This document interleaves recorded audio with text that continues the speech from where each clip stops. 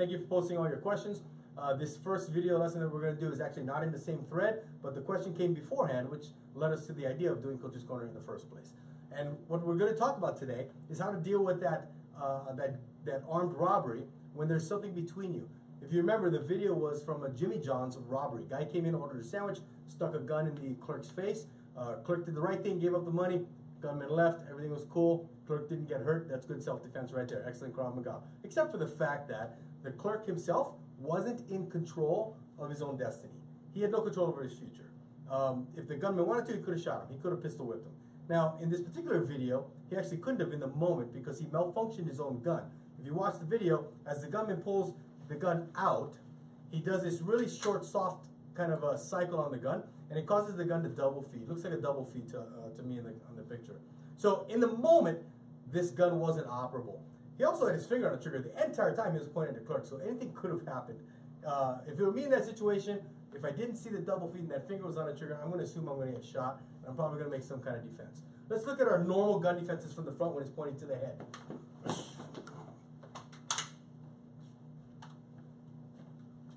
Or an alternative defense, regardless of which direction I went, either to the inside or to the outside, I made a one-handed redirection to get me off of the line of fire first. If his finger's on the trigger and I make a big movement and he decides to shoot, I could get shot. So I have to make a small movement, not very detectable from his point of view. Now the good thing is, he's concerned with me giving him what? All the money out of the register in that case.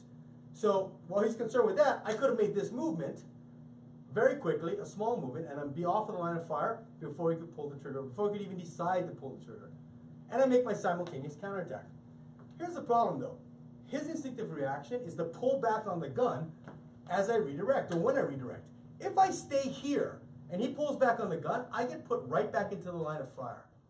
Even if I go in this direction and he pulls and I stay here, I get put back into the line of fire. So you'll see in the defense that I just did, or defenses that I just did, both times after the redirection, I immediately forced the gun in the direction that he was going to pull, that he's likely to pull, which is bad for me. So I need to negate that handicap. Redirect, and now I'm going to burst in to where he's going to pull the gun. So he can't put me back in line of fire. Here's the problem with that robbery though. Let's swing the camera over. In that video at Jimmy John's, the clerk was behind his counter. Now his counter is a little deeper than what was presented at Jimmy John's, but it'll work for our purposes. I can make either defense in the redirection, inside or outside, but I can't close the distance. Unless I can get over the counter quickly, and I have to be very fast to do that, I won't be able to maintain myself off of the line of fire or maintain control of the gun.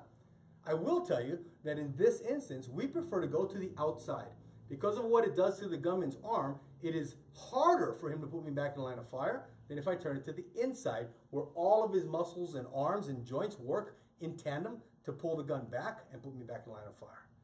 So, since I can't go in and make a counterattack, I can't kick, and I might be able to reach over and punch if it was a shallower counter. But I'm most concerned with him pulling the gun back and putting me back in the line of fire, yanking the gun out of my hands. So now when I make the right redirection, I prefer to go outside, one, and then two, quickly to this two-handed technique. You saw me do it earlier when I bursted in for a kick. Problem, I don't have a kick here. I have nothing. If nothing else, and we won't do this here because I'll destroy Nate's computer. If nothing else, when he pulls on the gun now, he's pulling on my, I don't know if you can see, stop pulling for a second. He's pulling on my left arm.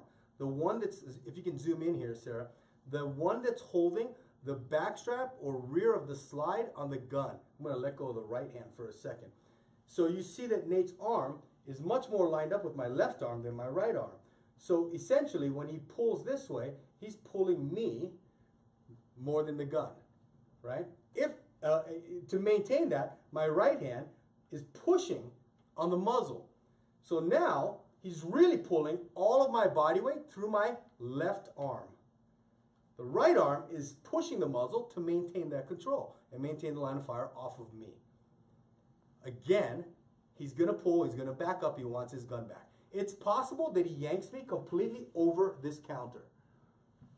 That's going to be bad for me because I'm going to hit the ground hard. I'm going to be yanked and bust my stuff up as I go over the top. but at least I'll be out of line of fire. The bad news is I haven't done anything to hurt this guy yet. And so he has all his strength and all his wits about him, and he wants his gun back. So instead of just hanging onto the gun and try to strip it, I'm going to use the counter to my advantage, much like our carjacking defense video that we did a while back. It was pointed at his head. So when I make this redirection, boom, I'm going to use the counter as a counter attack, if you will. See what I did there? I'm going to use the counter as a counter attack. And really what I want to do is cause some pain on this guy. Let me move some of these electronics. I went nice and light on Nate's arm because I don't want to hurt my buddy. But when I get to here, boom, if I can strip the gun out of his hand by using impact on the back of his hand, this is what I'm looking for.